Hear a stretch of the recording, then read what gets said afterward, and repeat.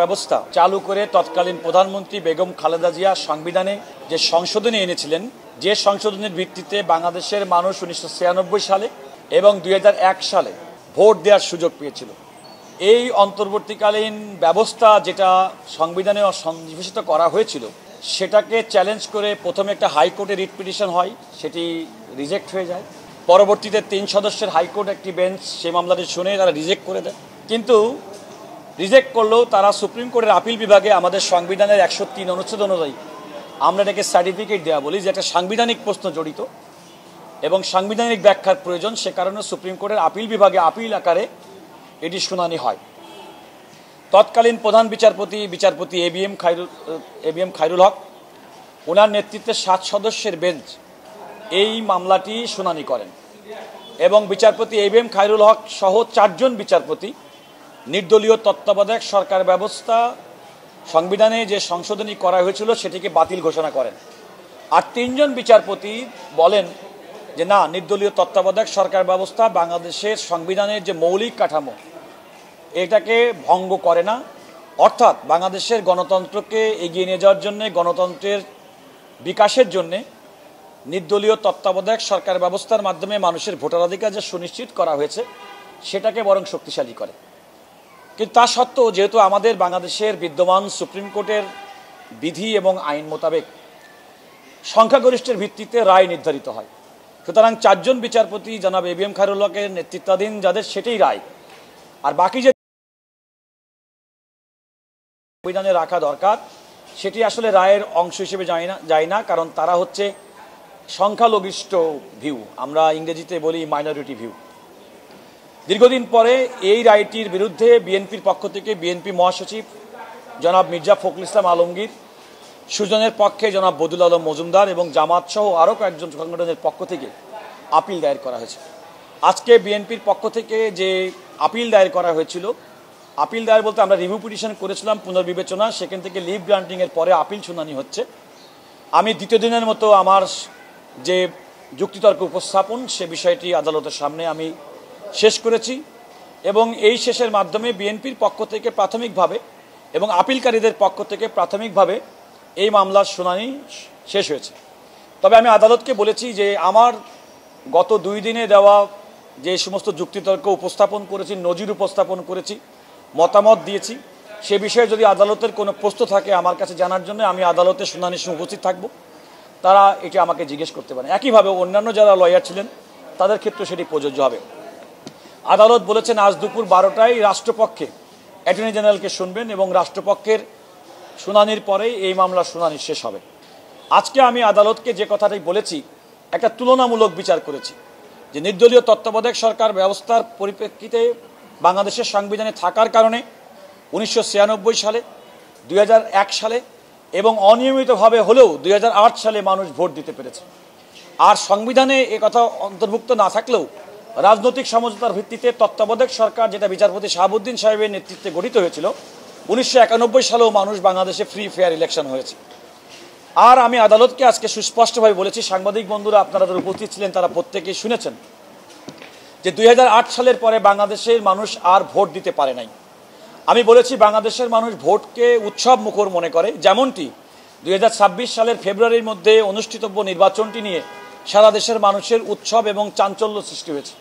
অথচ এই পার্লামেন্টে 2008 সালের এমন একটি পার্লামেন্ট হয়েছে 154 জন সংসদ সদস্য যারা নির্বাচিত হয়েছে বিনা ভোটে।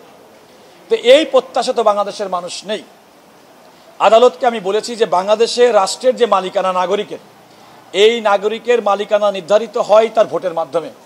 একজন মাননীয় বিচারপতি আমাকে স্মরণ করে দিয়েছেন, এই জনগণ আরেকটি কাজ করে, যারা ভোট দেয় এর বাইরে জনগণকে, রাষ্ট্রকে ট্যাক্স দেয়।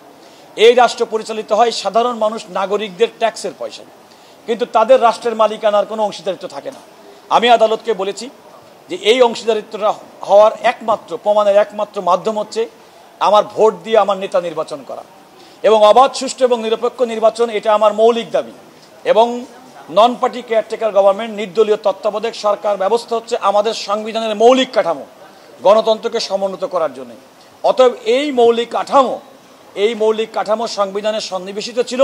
সুতরাং বিচারপতি এবিএম খায়রুল হক মৌলিক কাঠামোর পরিপন্থী বলে এই অজুহাতে যে এই সংশোধনীটা বাতিল করেছেন সেটি আপনারা পুনর্বিবেচনা করে নির্দলীয় তত্ত্বাবধায়ক সরকার ব্যবস্থা সংবিধানে ফিরিয়ে আনুন। আমি আদালতকে আরেকটি কথা বলেছি, অতীতের নজির অনুযায়ী বাংলাদেশের যে কোনো আইন এমনকি কোনো রায় সবসময় পরবর্তী সময় থেকে কার্যকর হয়। আমি আমার কনক্লুডিং শেষাংশে আমি আদালতকে বলেছি, আপনারা যে রায়ই দেবেন না কেন সেই রায়ের ইফেক্টটা যেন পরবর্তী সময় থেকে কার্যকর হয়। যেটা গতকালও বলেছি, আজও বলছি যে আগামী যে নির্বাচন ফেব্রুয়ারি 2026-এর মধ্যে তার অধীনে এই নির্বাচন হবে এমনটি আমি মনে করি নাই, এবং আদালতের যে রায় যেটা আমি বলেছি পরবর্তী নির্বাচন, সুতরাং এই নির্বাচন পরবর্তী থেকে এইটি বিধানটি কার্যকর হবে এমনটি আমি আদালতের সামনে উপস্থাপন করেছি। এখানে আরেকটা বিষয় বলেছি যে রাষ্ট্রের 3টি অর্গান, যেটা আপনারা খেয়াল করে দেখেছেন যে বিচারপতিরা অবশ্যই আমাদের সংবিধান এবং আমাদের জুডিশিয়ারি সংবিধানের যে কোনো সংশোধনীকে চ্যালেঞ্জ করে রিট করতে পারে, আদালত আদেশ দিতে পারে, রায় দিতে পারে, কিন্তু একটা ক্ষেত্রে পারে না, যেটা পার্লামেন্ট পারে না, সেটা হচ্ছে মানুষের যে মৌলিক কাঠামো, সংবিধানের মৌলিক কাঠামো পরিবর্তন করে কোনো সংশোধনী সংবিধানে আনতে পারেন না, যেটা আমাদের 8ম সংশোধনী থেকে শুরু করে আর 15 সংশোধনী, 16 সংশোধনী, সমস্ত সংশোধনীতে এটা সিদ্ধান্ত হয়েছে। কিন্তু আদালত, আমি আজকে যেটা বলেছি যে রাষ্ট্রের 3টি অঙ্গকে স্বতন্ত্রভাবে কাজ করতে দিতে হবে। এক্সিকিউটিভ নির্বাহী বিভাগ তার প্রশাসনিক কাজ করবে, পার্লামেন্ট তিনি আইন প্রণয়ন করবেন, এবং বিচার বিভাগ দেখবেন যে নির্বাহী বিভাগ এবং আইন বিভাগ তারা তাদের নিয়ন্ত্রণের মধ্যে, তাদের লিমিটের মধ্যে তারা তাদের কাজটি করছেন কিনা। যখনই তারা এই লিমিটের বাইরে যাবেন তখনই আদালতের দায়িত্ব হবে সেক্ষেত্রে এক্সামিন করা, অনেক ক্ষেত্রে সেটা বাতিল করা। কিন্তু আদালত তার দায়িত্ব পালনের ক্ষেত্রে পার্লামেন্টের যে ভূমিকা, সেই ভূমিকায় নিজেকে অবতীর্ণ করতে পারেন নাই। আদালত কোনো আইন তৈরি করতে পারেন না, আদালত পার্লামেন্টকে ডিকটেট করতে পারেন, এটা করবেন। অথচ খায়রুল হক সাহেবের জাজমেন্টের মধ্যে আমি 3টা উদাহরণ দেখেছি যেখানে তিনি পার্লামেন্টের কাজটি নিজে করে দিয়েছেন। যেমন 2007 সালের পরে 90 দিনের মধ্যে তত্ত্বাবধায়ক সরকারের অধীনে নির্বাচন হওয়ার কথা, নির্বাচন হতে পারেনি, তিনি এই পুরা সময়কালটা কন্ডন করে দিয়েছেন, মার্জনা করে দিয়েছেন। আমি বলেছি আদালতের কাজ তো এই মার্জনা করা না। তারপরে পরবর্তী 2টা সংশোধনী আমি মনে করি সবিরোধী বক্তব্য দিয়েছেন। একবার বলছেন যে নির্দলীয় তত্ত্বাবধায়ক সরকার ব্যবস্থায় যারা দায়িত্ব পালন করেন তাদের জনগণের সঙ্গে কোনো সংযোগ থাকে না, তারা জনগণের প্রতিনিধি না। আবার তিনি নির্বাচনকালীন 42 দিনের একটা সরকারের কাঠামো তৈরি করে দিয়েছেন। এটা তো বিচার বিভাগের কাজ না, এটা পার্লামেন্ট ঠিক করবে, পার্লামেন্ট সিদ্ধান্ত নেবে কিভাবে করবে।